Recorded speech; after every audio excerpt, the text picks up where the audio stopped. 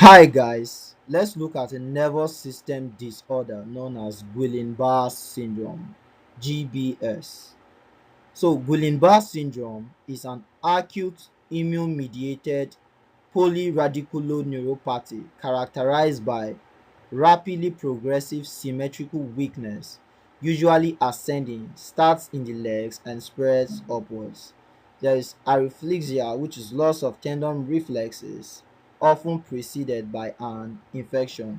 So in Guillain-Barré syndrome, there's an autoimmune attack on nerve roots and peripheral nerves, resulting into progressive weakness on both sides of the body, which begins from the legs towards the upper limb. So the weakness ascends. There is loss of tendon reflexes, often as a result of a previous infection. So what is the etiology and triggers of GBS? Often follows a respiratory or gastrointestinal infection 1 to 2 weeks earlier.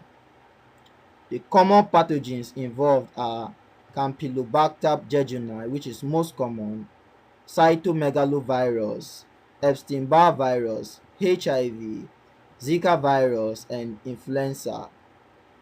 Post-vaccination surgery is rare. There's also autoimmune component of it, where antibodies cross-react with peripheral nerve components. This is molecular mimicry. So what is the pathogenesis? Immune system attacks myelin sheath or axons of peripheral nerves. This results into demyelination, which is acute inflammatory demyelinating polyradiculoneuropathy, which is the most common type, or axonal degeneration.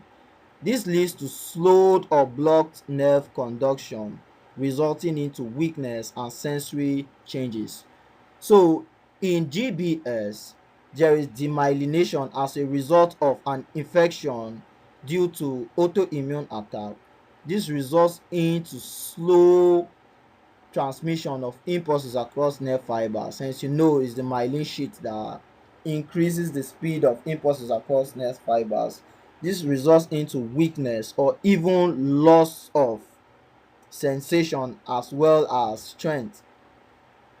So what are the clinical features? We have motor clinical features, which are progressive symmetrical ascending weakness, that's from legs, arms, and even respiratory muscles. There's reduced or absent reflexes, which is known as areflexia. We have the sensory features, which include tingling, numbness, pain, but motor weakness dominates.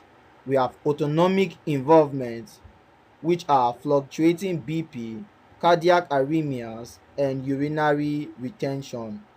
We have cranial nerve involvement, which is facial weakness and bulbar palsy. There might also be respiratory failure in severe cases. So how do you make diagnosis? By clinical suspicion, rapidly progressive symmetrical weakness plus areflexia after infection. Second is CSF, that's cerebrospinal fluid.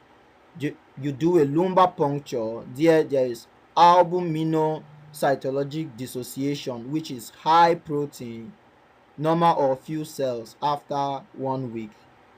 Check for nerve conduction. You do nerve conduction studies slash EMG. There you see slowed conduction or conduction block. Exclude mimics such as myasthenia gravis, poliomyelitis, or botulism. How do you manage GBS? You give supportive care, which is critical. You monitor respiration, may need ventilation as well. Monitor BP, cardiac rhythm, that's autonomic instability. You do DVT prophylaxis, physiotherapy, and nutrition. So what's the specific therapy?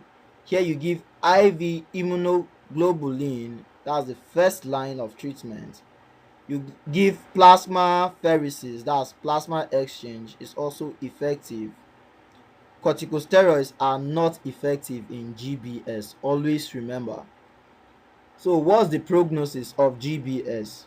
Most patients recover completely within months. Some may have residual weakness, fatigue, or neuropathy. Mortality is approximately 5% due to respiratory failure, arrhythmias, or even infection. So, whenever you think of GBS, you remember there is a G, a B, and an S, which is ground to brain syndrome.